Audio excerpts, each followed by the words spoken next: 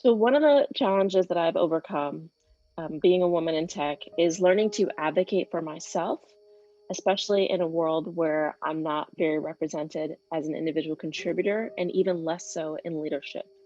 Not having role models that I can just ask, "How did you get there? What did you do?" was a bit difficult for me. And so I had to go through a journey of discovering my own value, my own worth, and being able to ask for what I wanted and what I needed for my career growth, and objectively know that I am worthy of this growth, of these promotions, of the roles that fit with what I want to do in my life. And I, constantly trying to encourage other women to not just wait for recognition to come to them.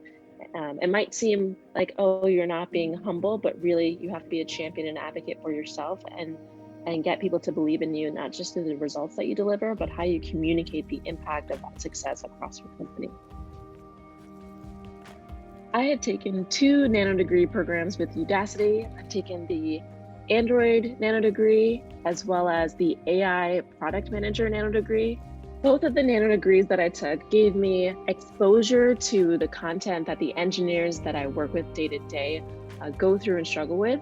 It allows me to make better trade offs as a product manager from a technical perspective on what we should and shouldn't invest in. And it also gives me the language of the domain that I'll be working in, and it helps me to effectively navigate lots of different conversations with cross-functional stakeholders. One of the things that I recommend to women PM probably almost every day is Udacity's product manager interview course. It's free, which makes it completely accessible, and interviewing is really, it's the filter, right? It's where you get the opportunity to get the job or not. And the course is so accessible in terms of explaining kind of what product management does and the types of questions they might ask. But I feel like the one thing that differentiates this from some of the other interview resources that I've seen in the past is that you actually get to see real product managers answer the questions, and get a hang of what a great response might look like, and be able to form that and shape that to your own story. So that's why I recommend that course. In tech, the achievement I'm the most proud of is the Forbes 30 under 30 list, making the Forbes 30 under 30 list. And it wasn't just the recognition of, becoming one of the listers. It was the work that I believe really set me apart for it, which was working on the Clubs on Xbox Live feature when I was at Microsoft.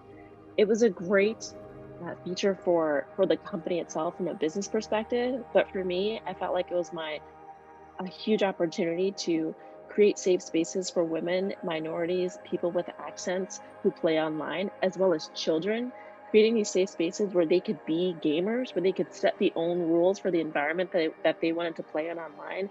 That personally was significant for me. And I loved being able to have a platform to just say that, right? Like, you can find like-minded people, you can be safe online. The advice that I would give for women who are looking to either start a career or grow their career in tech is to join a community. For me, I've joined Women in Products or Black Women Engineers.